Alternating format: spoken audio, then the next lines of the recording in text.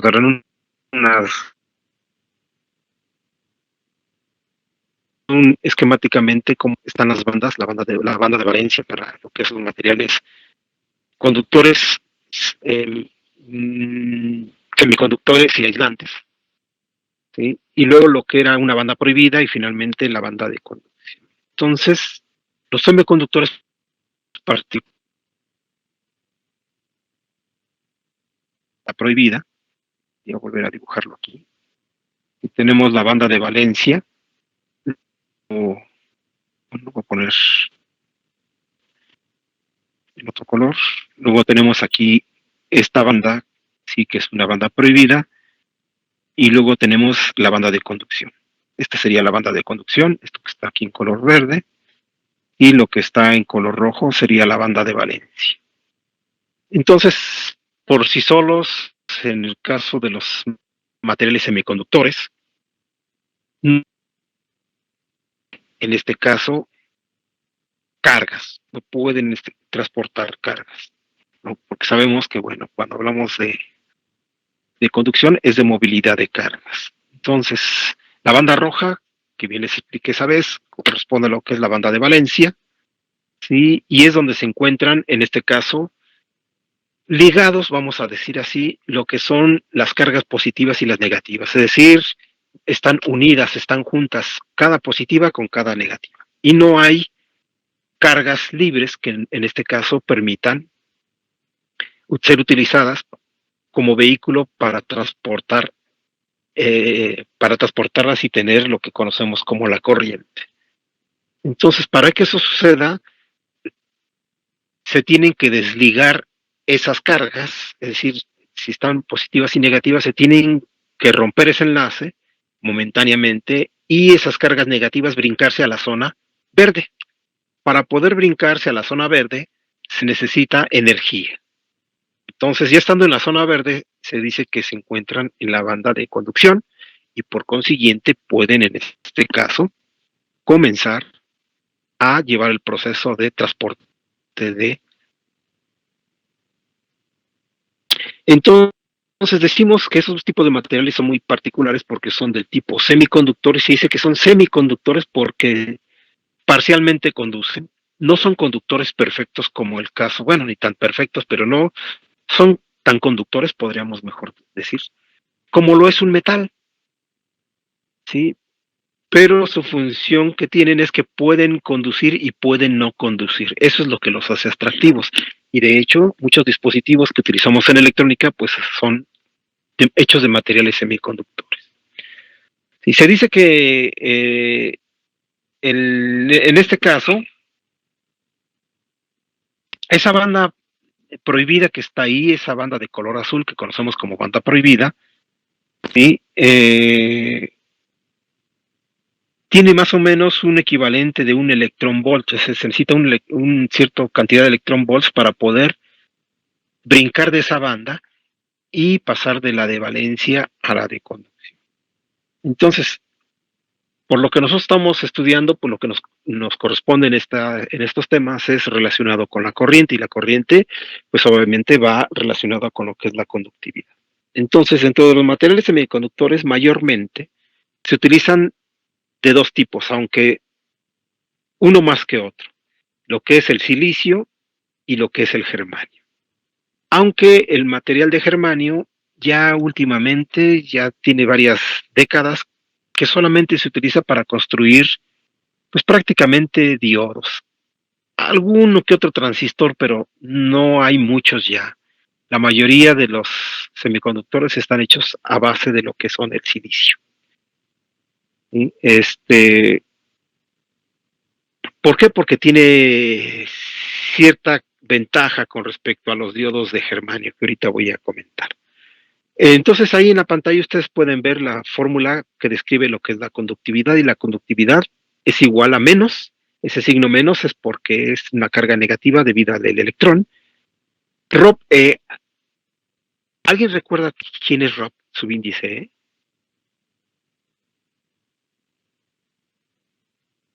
Ya la estuvimos manejando, ya la comentamos. De hecho, sí es un problema con un valor de Rob.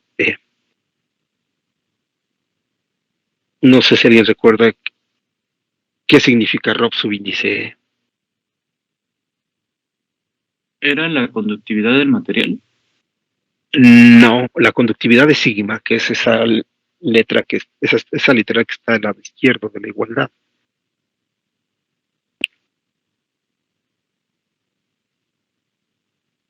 La literal Rho, ¿para qué la hemos estado utilizando?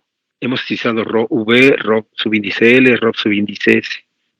¿Cómo le hemos estado llamando?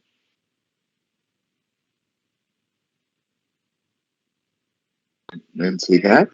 Correcto, densidad de carga, faltó de carga. Entonces, Rho subíndice E es la densidad de carga del electrón y Rho subíndice H es la densidad de carga del hueco. ¿Ok? ¿Por qué decimos del hueco?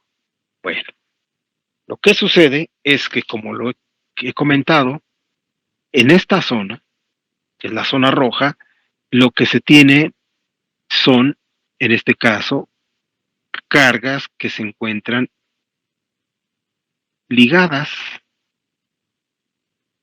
Es decir, las cargas positivas y las cargas negativas se encuentran juntas, en modo natural. Cuando se aplica energía, ¿cómo podemos aplicar energía? A través de una diferencia de potencial. Esa diferencia de potencial lo que va a hacer es generar un campo eléctrico. Entonces, ese campo eléctrico sabemos que contiene energía. Ya estuvimos viendo durante el transcurso de todas las sesiones que hemos estado viendo. Eso hace que entonces las cargas se separen. Y esas cargas separadas, vamos a suponer que están aquí, más y menos, hace que las cargas negativas se vayan a la zona de conducción. Entonces sucede lo que he dibujado del lado izquierdo, pero en realidad se presenta lo que está del lado derecho que estoy poniendo con esa flecha. Se rompe ese enlace momentáneamente y las cargas negativas se van a la parte verde.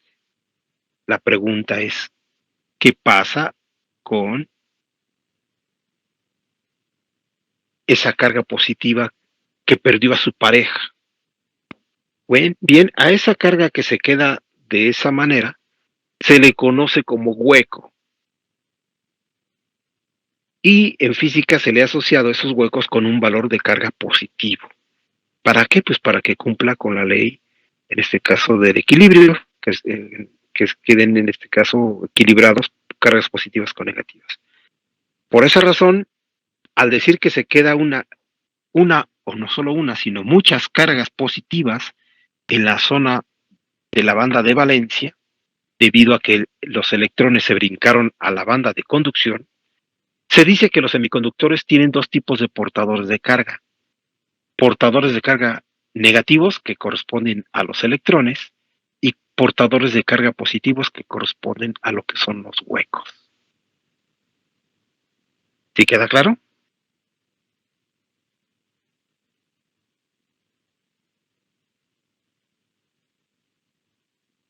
Sí, profe. Bien, gracias por contestar. Entonces, en un metal, las cargas se transportan a través de electrones, puramente electrones. Y en el caso de los semiconductores, se transportan ya sea a través de cargas positivas, es decir, huecos, o a través de cargas negativas, que son electrones. Por eso recordarán que cuando ven análisis de circuitos, les dicen, es que el sentido convencional de la corriente, ¿sí? Y nos referimos a la corriente que en este caso son cargas que están siendo transportadas por electrones, pero significa que también hay cargas transportadas por huecos que son positivas. ¿Ok? Entonces es válido cualquiera de las dos cosas. ¿Ok? De ahí que por eso en esta ecuación que aparece, y ahorita voy a subrayar en color rosa, incluye lo que es la densidad de carga del electrón con su signo negativo para indicar que es el electrón, más la densidad de carga de los huecos que corresponde a las cargas positivas. Cada una de ellas multiplicados por la movilidad. ¿Ok? particularmente para el caso del silicio, que es el material que mayormente se utiliza en la actualidad, aunque hay otros materiales, pero no me voy a meter en ellos, pues en los cursos de física. Los materiales que mayormente se utilizan en la mayoría de los dispositivos que encontramos en las tiendas de electrónica utilizan silicio, aunque hay otro material que se llama el germanio, que ahorita voy a platicar respecto al mismo. Entonces, la conductividad se va a dar por los dos términos, lo que es el primero de ellos, que va relacionado con la movilidad de los electrones producto por, en este caso, la densidad de carga de los mismos, más la movilidad de los huecos por el producto de la densidad de carga de estos. En donde la movilidad del electrón para el silicio es de 0.025 y la del hueco es de 0.12. ¿Qué unidades son? Metros cuadrados divididos entre volts por segundo.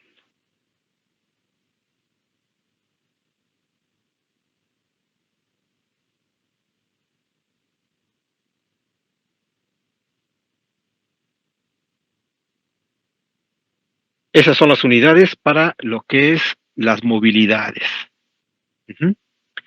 Y esos son los valores para el caso del material del silicio. Hay otro material que se utilizaba mucho antes también, ahora tiene poca utilidad, que es el germanio. Y el germanio tiene en este caso un valor de, para el caso de los electrones, de 0.17 y para el caso del hueco es de 0.36. Entonces, independientemente del valor de la densidad de carga, tanto del electrón como del hueco, vemos que la movilidad del electrón y del hueco para el germanio es más grande que con respecto a la del silicio, ¿verdad? Obviamente estamos hablando de materiales puros. Es mucho mayor, ¿verdad? Por ejemplo, para el caso del electrón, el germanio tiene 0.17 metros cuadrados divididos por volts segundo, mientras que el electrón tiene 0.025. Es muchísimo más baja la movilidad. Y la del hueco es de 0.12 y para el germanio es de 0.36.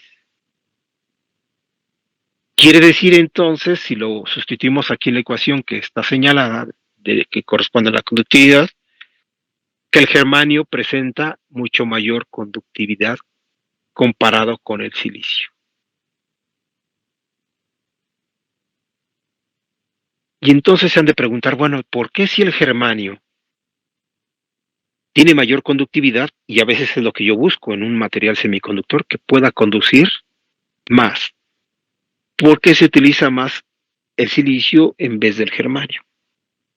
Bueno, el problema es que la concentración de electrones y de huecos en un material semiconductor depende de la temperatura.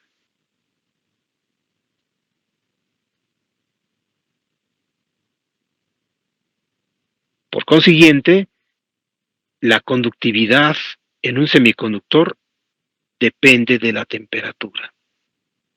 Estos valores que están dados ahorita ahí escritos fueron determinados o calculados a 300 grados Kelvin. Si la temperatura se incrementa, entonces la conductividad se incrementa en un semiconductor. Si la temperatura baja, la conductividad en el semiconductor baja. Nuevamente, en un semiconductor, si se incrementa la temperatura, se incrementa la conductividad. Y si se decrementa la temperatura, se decrementa la conductividad. ¿Qué pasa ahora en un metal? ¿Alguien de ustedes sabe qué pasa si yo caliento un metal y hago pasar una corriente que circule por él? ¿Voy a tener un incremento de corriente o voy a tener un decremento de corriente?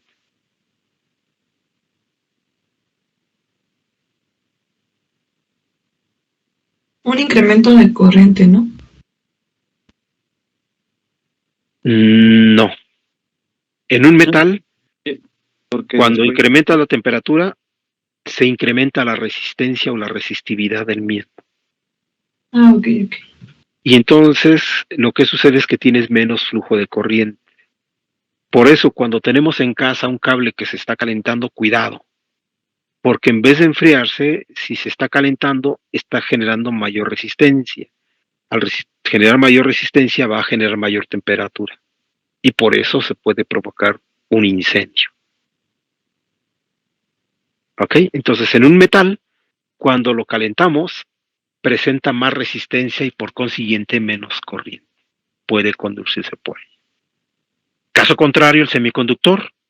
En un semiconductor, si incremento la temperatura, se incrementa su conductividad, es decir, conduce más.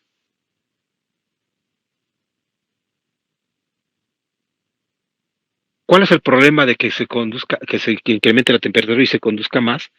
Pues que se puede ir calentando cada vez más y más y más, y entonces conducir mayormente a tal grado que el semiconductor ya no pueda disipar toda esa temperatura que tenga en su estructura física y de repente se funde, se rompe la estructura semiconductora y nos queda como si fuese un conductor. Es tanta la energía que se aplica a las cargas ligadas, positivas y negativas, que se rompe ese enlace definitivamente. Ese enlace no es temporal, como en el caso del semiconductor. ¿Por qué digo que es temporal?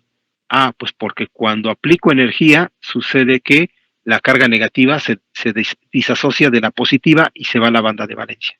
Pero cuando dejo de aplicar esa energía, esta vuelve a regresarse para recombinarse con una carga positiva y vuelve a su estado natural. Eso significa que el semiconductor se encuentra en buen estado. Aplico energía, entonces se brinca la banda de valencia, quito la energía, se brinca la banda de conducción, le quito energía, se regresa a la banda de valencia. Si aplico yo mucha temperatura, entonces aplico tanta energía que el electrón se pasa a formar parte de la banda de conducción y se vuelve como un conductor. De ahí que sabemos que cuando tenemos un transistor o un diodo y le aplicamos mucha temperatura, ¿sí? lo podemos, lo dejamos en un estado de cortocircuito. ¿Sí queda claro?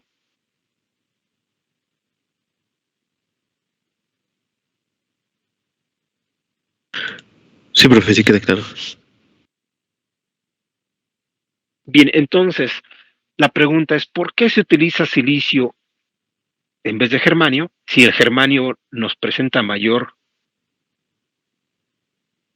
movilidad y por consiguiente mayor conductividad, pues porque si se le incrementa la temperatura al germanio, va a tener con mayor facilidad, más conductividad y dañarse más fácil por temperatura. ¿Estamos de acuerdo?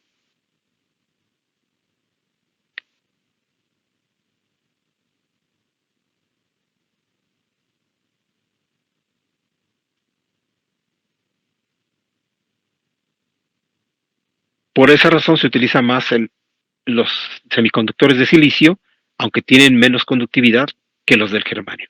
Los del germanio, en la época de los 70s y los 80s, se fabricaban muchos transistores bipolares, lo conocemos como el transistor BJT, que en su momento lo van a ver, ¿sí? De germanio y de silicio, y mayormente se utilizaban los de germanio, pero el problema es que se descomponían muy fácilmente por problemas de la temperatura, se dañaban, se quemaban, se fundían internamente.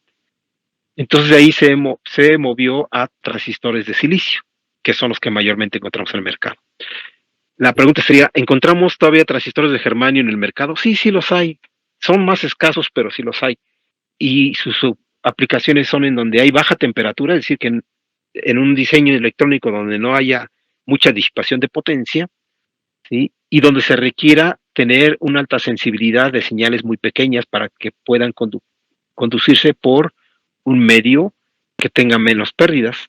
Y un caso de estos es, por ejemplo, el sistema de detección de las señales moduladas. En los radios antiguos, que eran de tecnología analógica, se utilizaba un diodo detector de germanio, que todavía lo podemos encontrar en las tiendas de electrónica, muy económico. ¿Sí? Y por eso pues como ahí no se genera, en este caso, disipación de potencia o de calor, por dicho, entonces, pues no se daña tan fácil. Y ya en las demás etapas se utilizan semiconductores de tipo silicio. ¿Alguna pregunta que tengan?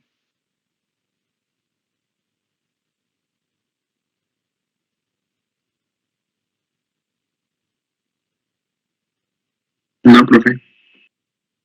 Ok, entonces que no se les olvide, ante la temperatura, ante el incremento de temperatura, los metales presentan mayor resistencia o resistividad y los semiconductores presentan mayor conductividad. ¿Sí? Entonces, para que tengan siempre presente ese tipo de cuestiones.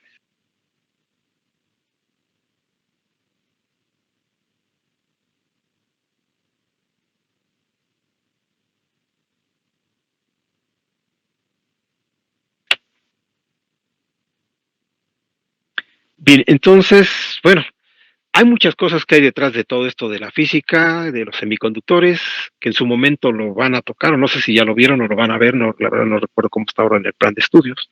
Antes se veía en electrónica 1 todo lo que era física de los semiconductores.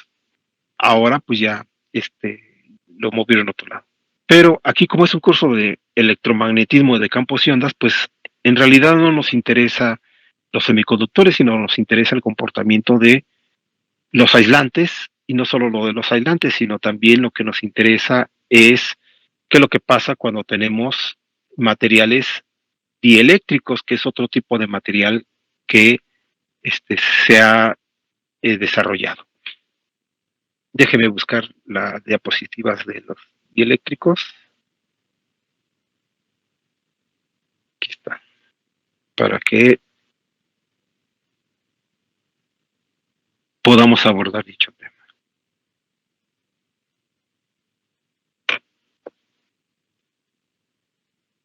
Permítame un segundo, por favor, antes de iniciar.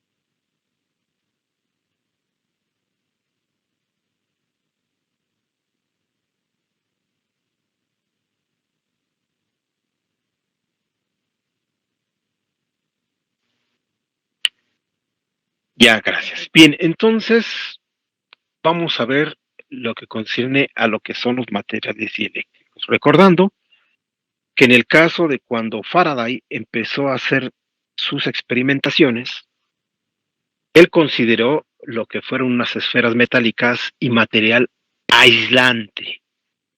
En su momento, en esa época, solo se hablaba de dos tipos de materiales: los que conducían, que eran los metálicos, y y los que no conducían, que son los aislantes. Sin embargo, con el desarrollo de la ciencia y la tecnología, se estudiaron y ahora se conocen a otro tipo de materiales que se conocen como materiales dieléctricos, que son diferentes a los materiales aislantes, como vamos a comentar o les voy a comentar en un momento más.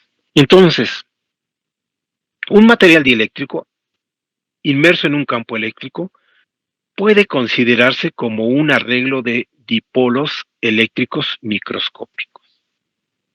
Hasta ahorita no les he dicho qué es un material dieléctrico, porque voy a esperarme un poquito más adelante para poder comentarles acerca de la diferencia entre un material dieléctrico y un material aislante. Entonces, para iniciar, podemos decir que un dieléctrico inmerso en un campo eléctrico puede considerarse, para su análisis, como un arreglo de dipolos eléctricos microscópicos, ¿verdad? Compuestos por cargas positivas y negativas cuyos centros no coinciden perfectamente. Esa es una de las condiciones que se haría en este caso el uso de esa descripción.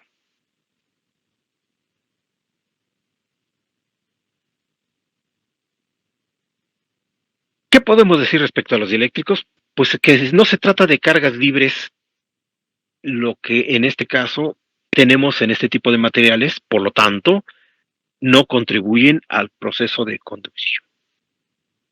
Una de las condicionantes para que pueda haber conducción es que deben de existir cargas libres en los materiales. Por ejemplo, un trozo de madera, si lo vemos desde un punto de análisis de la física, desde la óptica de las cargas, tendrían cargas positivas y cargas negativas ligadas, es decir, juntas, de tal manera que no tiene ninguna carga libre por la cual se pueda utilizar para poder hacer circular corriente.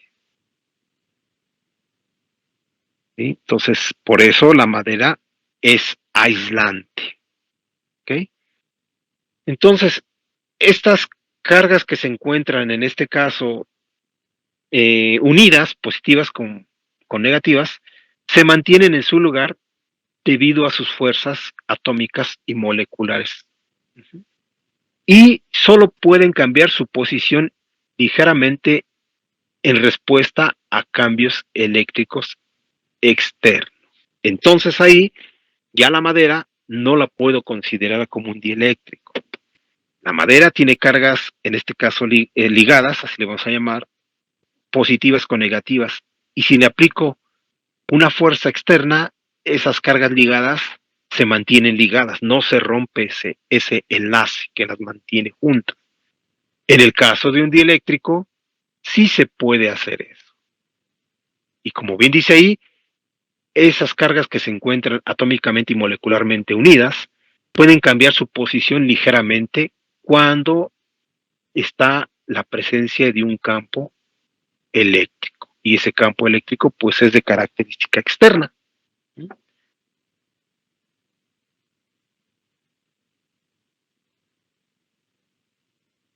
Entonces, esas cargas ligadas, que ahí aparece en ese texto el nombre, ¿sí? Cargas ligadas, pues son diferentes a las cargas libres que nos permiten que haya conductividad.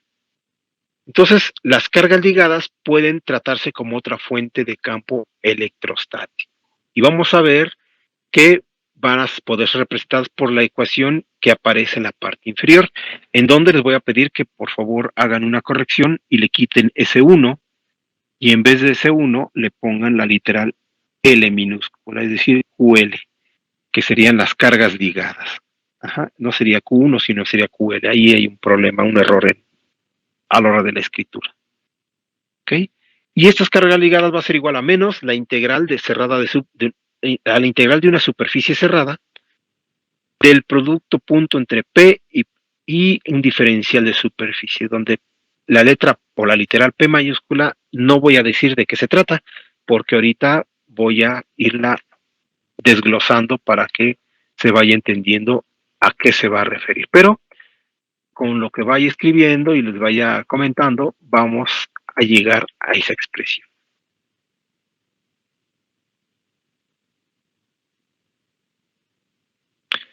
Entonces, la característica común de todos los dieléctricos, como dice en esta diapositiva, ya sean sólidos, líquidos o gases, tengan o no una estructura cristalina, pues es su capacidad para almacenar energía.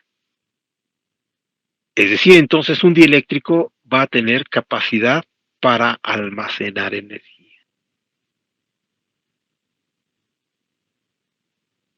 En el caso de un material aislante, como es la madera que comenté hace un momento, no tiene la capacidad de almacenar energía.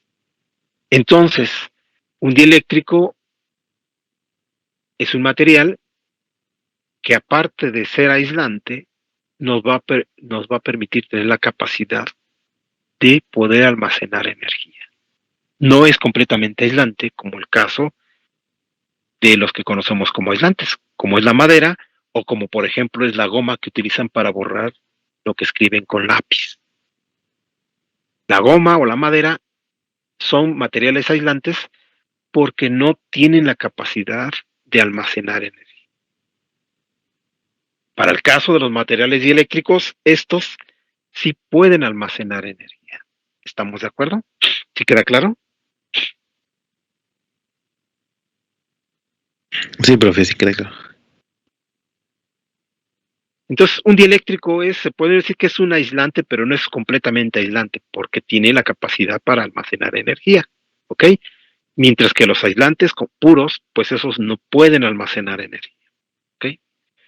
Entonces, si puede almacenar energía, este almacenamiento ocurre al cambiar las posiciones relativas de las cargas positivas y negativas que se encuentran ligadas en el interior en contra de las fuerzas moleculares y atómicas que originalmente están sobre ellas. Para poder hacer ese rompimiento de ese ligamiento o de ese enlace, pues se necesita de una fuente de energía, que en este caso es un campo externo. Entonces, el desplazamiento que se va a tener de estas cargas que están ligadas puede producir una corriente transitoria a través de la batería que produce el campo. Esto lo relacionamos muy comúnmente con lo que es el capacitor de placas paralelas que alguna vez, perdón, me moví.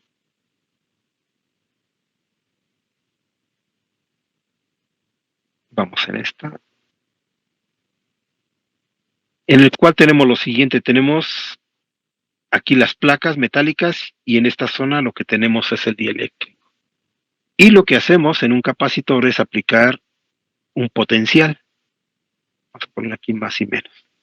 Ese potencial va a generar un campo eléctrico dentro de esas placas y sabemos que el campo eléctrico almacena energía, ¿verdad? Ya tomamos o ya abordamos, mejor dicho, esa parte en el curso.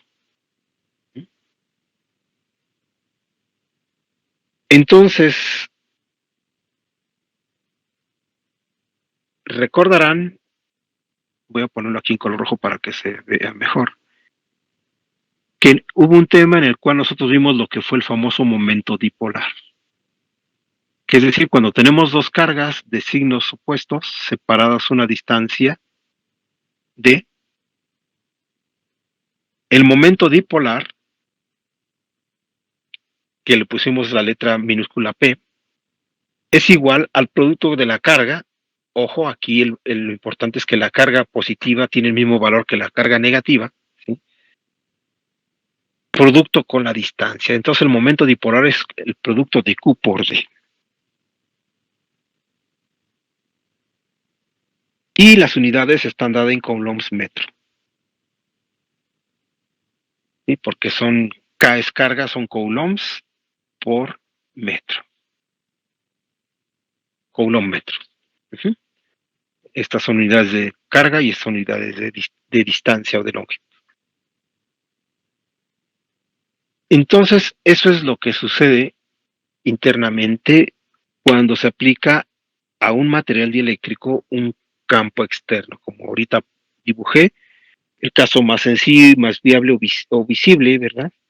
Pues es el de un capacitor al cual se le aplica un potencial. Bien. Entonces, vamos a tener momentos dipolares. Recuerden, esto es lo que nos describe el momento dipolar. Pero eso sucede cuando tenemos un par de cargas. Bien, pero si tenemos muchas cargas, y es lo más normal, porque tenemos un material que tiene su composición es muy grande, entonces vamos a tener n cantidad de dipolos por unidad de volumen. Y entonces vamos a trabajar con un diferencial de volumen, entonces de tener superficies. ¿Por qué? Pues porque manejamos tercera dimensión. Entonces, por lo tanto, vamos a tener n por delta b dipolos. Y el momento bipolar total se obtiene por medio de la suma vectorial de, en este caso, todos los dipolos o los momentos dipolares. Es decir, el momento bipolar será igual a la sumatoria desde I igual con 1 hasta n veces delta B. Aquí estoy viendo un problema, corríjanlo por favor. Aquí no es bipolar, sino es dipolar. Estoy cayendo en el término, ¿sí? Corríjale ahí, por favor. El momento dipolar total va a ser la suma, pues obviamente, de cada momento dipolar individual. Es decir, P minúscula total va a ser igual, va a ser igual a la sumatoria desde igual con 1 hasta n veces el diferencial de volumen de cada uno de los momentos dipolares individuales.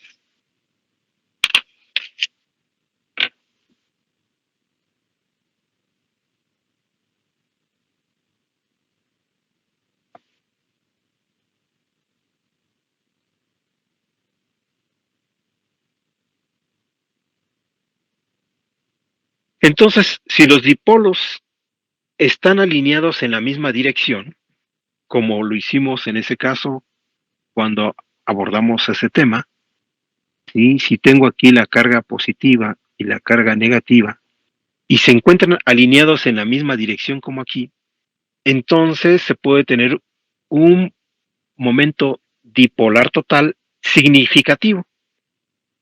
Pero si estos no se encuentran alineados, si se encuentran dispersos con respecto a una línea recta, ¿sí?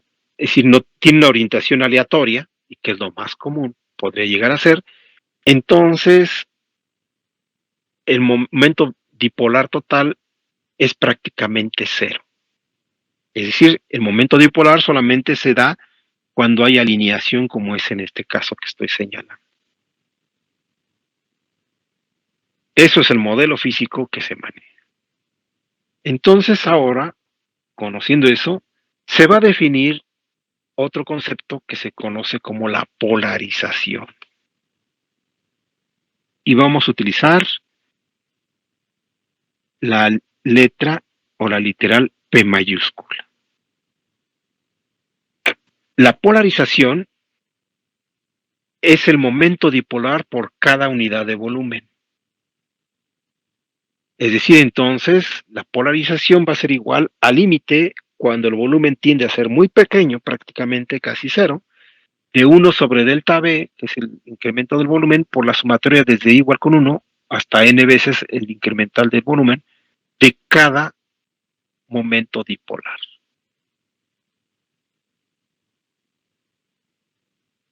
Entonces, podemos decir que un material se polariza porque se le han sumado muchos momentos dipolares. Y el momento dipolar significa que se tenían, voy a poner aquí, una carga positiva y una carga negativa juntas, y de repente lo que sucedió es que estas se separaron y quedaron separados a una distancia de. ¿Ok? Esto es el efecto del momento dipolar. Y la sumatoria de todos los momentos dipolares en el material lo vamos a conocer como la polarización, cuyas unidades van a estar dadas en coulombs por cada metro cuadrado.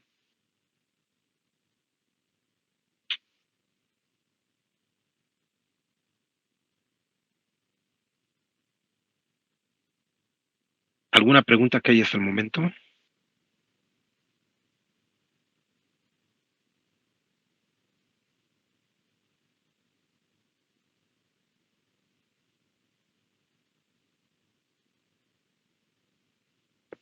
No, profe. No, profe.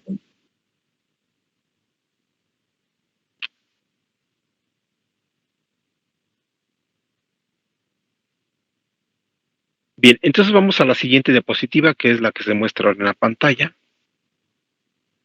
Y vamos a suponer que tenemos en ese rectángulo grande, ¿sí?, un material dieléctrico que contiene moléculas no polares, es decir, que no está polarizado. Es decir, en forma natural, quiere decir que no hay momentos dipolares. Eso significa que la polarización vale cero. ¿Estamos de acuerdo?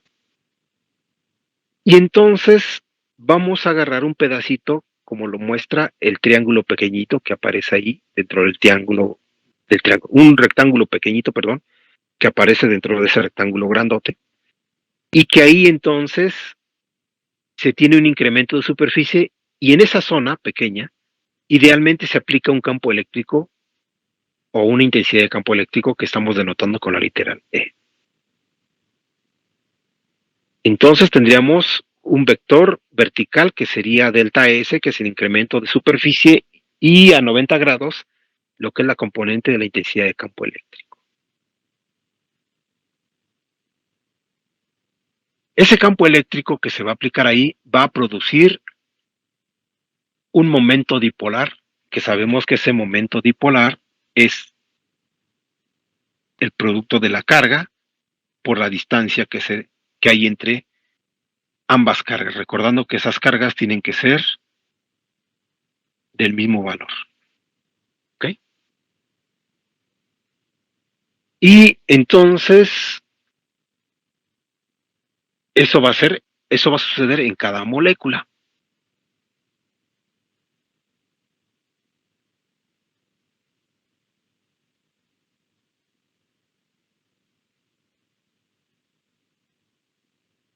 Entonces ese momento dipolar y esa distancia van a formar un ángulo que le vamos a llamar ángulo teta, y que vamos a ver en la figurita que está en la descripción de la parte baja de esta diapositiva. Voy a señalar en color rosa para que se pueda mostrar y pueda entenderse mejor lo que nos marca la figurita que está en la parte inferior. En principio tenemos el vector, esa flecha que está en forma vertical, que está como delta S. Delta S, pues es el vector normal a la superficie. Y luego tenemos ahí unas flechitas, ¿verdad?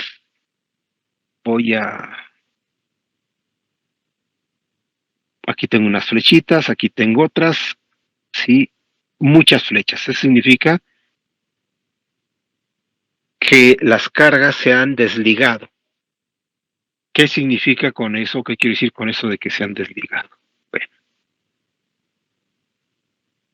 lo que ha sucedido es lo siguiente. En principio, las cargas estaban unidas, voy a ponerlos de esta manera, estaban ligadas, cada carga de cada molécula, una positiva con una negativa. Ante la presencia del campo eléctrico que se muestra en la figura de arriba, entonces lo que sucedió es que la carga positiva se desplazó hacia arriba y la carga negativa se desplazó hacia abajo. ¿Cuántos se desplazaron? Pues la separación entre ellas dos es igual a D. Eso significa que si lo partimos por la mitad, la carga positiva se desplazó un medio de D por el coseno de teta. Teta pues, son los 90 grados que se forman, en este caso, de esas flechas que están marcadas de menos a más con respecto a la delta S. Y la carga negativa se desplazó un medio de D por el coseno de teta. Esto lo podemos ver si yo señalo en color rosa, por ejemplo, este vector. Aquí tengo la parte positiva, si saco una proyección, y aquí saco una proyección, este me da con este y este me da con esto. De tal manera que si yo proyecto esta línea, esta sería la de referencia que se correspondería a esta que está aquí, y la ubicación de la otra carga sería en este punto. No sé si me expliqué.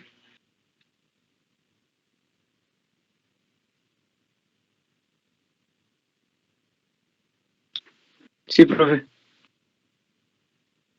O lo cambio de colores para que sea más fácil.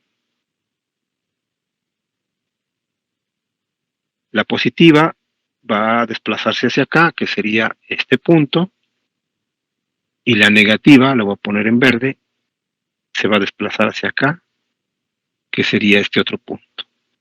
Entonces, de la rosa al azul hay un desplazamiento, ¿sí?, en esta zona de un medio de D por el coseno de teta, y de la rosa a la verde también un medio de D por el coseno de teta. De tal manera que un medio más un medio pues nos da el D total.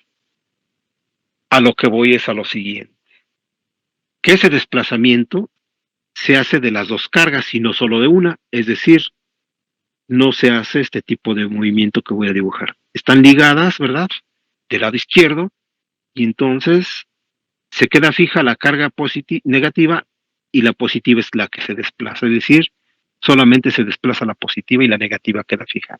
Esto no sucede en el modelo, sino que cada una de ellas se tiene que desplazar como se muestra en la figura del lado derecho. La positiva se desplaza un medio de D y la negativa un medio de D, pero en sentido opuesto. ¿Queda mejor explicado? Sí, profesor.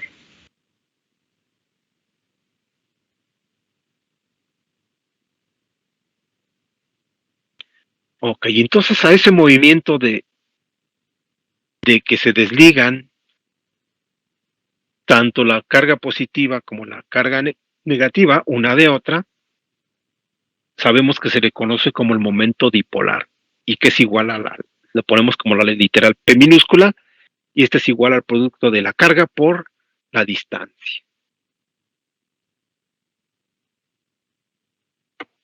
Entonces, si ya se entendió eso, podemos pasar a la siguiente, donde como sabemos que existen n moléculas por metro cúbico, entonces la carga total que cruza hacia arriba es n veces por D por el coseno de teta por delta S, o lo que es lo mismo, las variaciones de las cargas ligadas, delta QL va a ser igual a N por Q por D, producto punto con delta S, donde en este caso Q subíndice L son las cargas ligadas, es decir, las cargas que no están libres. ¿Y a qué nos referimos con las cargas que no están libres? Bueno, pues me voy a regresar a la figurita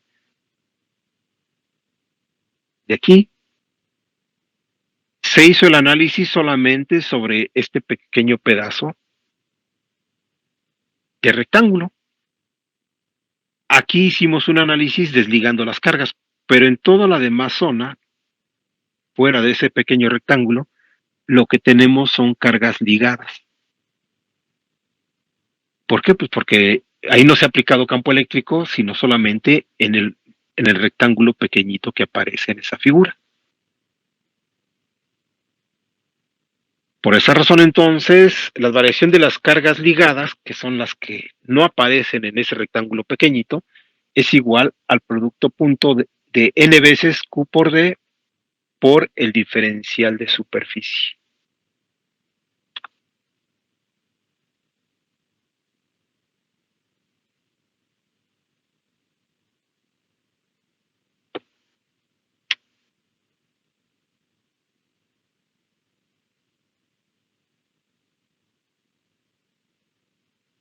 Entonces, en términos de la polarización, recordando que la polarización es la suma de todos los momentos dipolares, tenemos que la variación de las cargas ligadas va a ser igual al producto punto entre la polarización con el diferencial de superficie.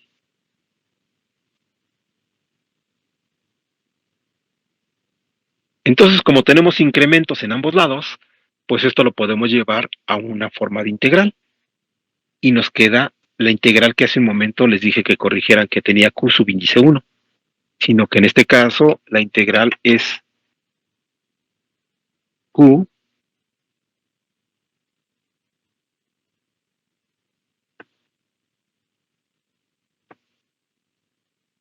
L igual a menos la integral cerrada, o la integral de una superficie cerrada, del producto punto de la polarización con el diferencial de superficie. que es la ecuación que estaba en un principio. Por eso, pues aparece ahí al principio. ¿Okay? Sin embargo, esta ecuación se parece a la ley de Gauss. ¿Alguien recuerda cómo es la ecuación de la ley de Gauss?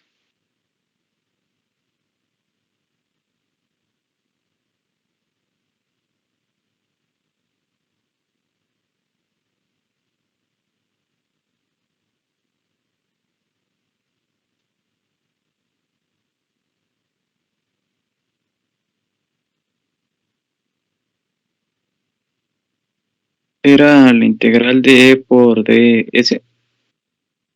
De D, ¿no? La carga es igual a una integral cerrada de superficie del producto punto de la diferencial de la densidad de flujo eléctrico por el diferencial de superficie. La ley de Gauss es la que está en color rojo. Y si la comparamos con la de arriba, pues se parecen, ¿verdad? Sí, profe, sí se parecen. Entonces, como que hay una relación entre lo que es la polarización y la densidad de flujo eléctrico. Y es lo que tenemos en este caso que buscar cuál es, en este caso, esa relación que existe entre ambas.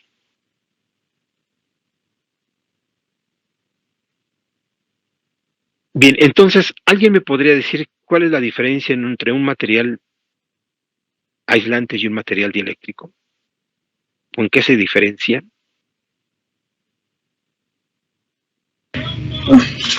¿Me escucha, profe? ¿Perdón? ¿Me escucha? Sí, sí, te escucho.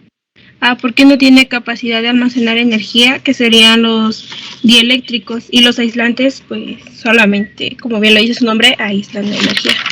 Ok, y ya nada más para complementar, es correcto lo que acabas de comentar. Ya nada más para complementar, si queremos ser un poquito más profundos, decimos que en el caso de los materiales dieléctricos se presenta el fenómeno del momento dipolar y en los aislantes no. Es por eso que, por ejemplo, la goma con que borran el lápiz es un aislante, no es un dieléctrico. Significa que si le hiciéramos pruebas, lo sometemos a un campo eléctrico, no le pasa nada. Es decir, no se desligan de las moléculas las cargas positivas y las negativas. Por esa razón decimos que es un buen aislante. Pero si fuese otro tipo de material, por ejemplo, un material dieléctrico, entonces ahí sí tendríamos momentos dipolares y por consiguiente almacenamiento de energía. Y no serían completamente aislantes, sino serían parcialmente aislantes. O sea, podrían aislar un poquito, pero no podemos decir que son aislantes ni debemos utilizarlos como aislantes. ¿Por qué razón? Porque si yo me equivoco y tengo un material aislante y lo someto a un campo eléctrico, voy a almacenar energía en ese material. Por esa razón, en los capacitores electrolíticos que ustedes conocen o han visto, que son unas especies de botecitos, ¿verdad? Que tienen el signo menos y el signo más, dentro de ellos se encuentra material dieléctrico. Ese material dieléctrico lo que va a hacer es que internamente se genere un campo eléctrico y ya sabemos, por lo que hemos estado estudiando en este curso, que a mí me parece bastante interesante, en el campo eléctrico se almacena energía. Entonces fíjense lo maravilloso, cuando ustedes aplican o tienen un capacitor electrolítico y le ponen una pila, vamos a poner que sea de esas cuadraditas de 9 voltios, internamente dentro de ese botecito están generando un campo eléctrico. Y ese campo eléctrico es el que está, en este caso, atravesando un material que tiene una característica de dieléctrico que se encuentra adentro de este. Y entonces ahí dentro de ese material se almacena energía. Si ese material dieléctrico fuese aire o vacío, la cantidad de almacenamiento de energía que podríamos obtener ahí sería muy pequeñita, casi nada. Por esa razón, se han construido materiales dieléctricos que tengan mejores prestaciones para poder almacenar mayor cantidad de energía debido a ese campo eléctrico.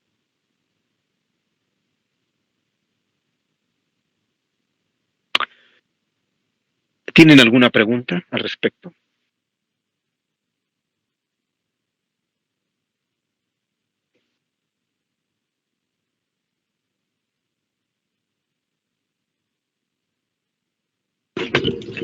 No, profe, por el momento no. ¿No? Espero que le empiecen a tomar, bueno, desde que empezamos el curso le tomen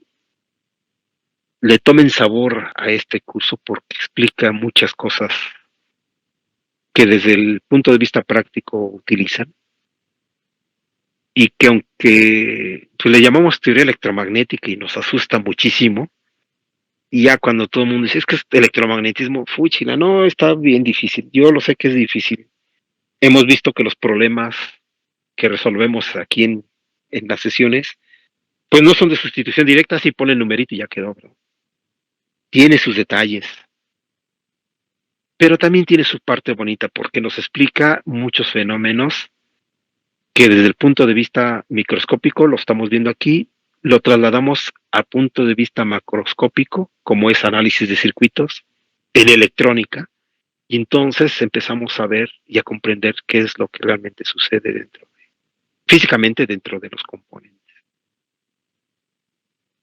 Entonces creo que es parte de lo bonito de esta asignatura y que vale la pena entender todo lo que está, en este caso, justificando de una manera, pues, científica, porque lo que se está viendo es, pues, desde el punto de vista microscópico, con todo lo que se ha descubierto.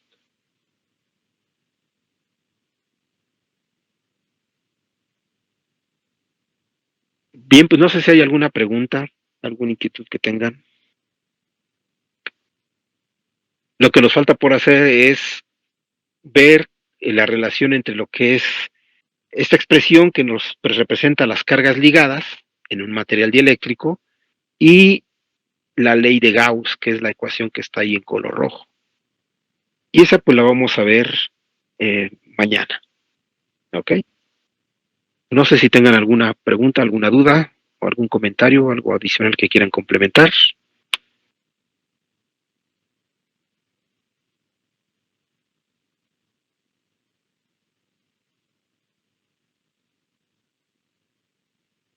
Bien, si no hay, No, entonces, profe. bueno, gracias por contestar. Hasta aquí le vamos a dejar por hoy. Y mañana continuamos con la otra parte que sería ver la relación entre esas dos ecuaciones. Que tengan muy buena tarde y cuídense. Hasta mañana. Igualmente, profe. Gracias. Sale, profe, hasta luego. Gracias, profe. Buen día. Gracias, profesor. De nada, hasta mañana.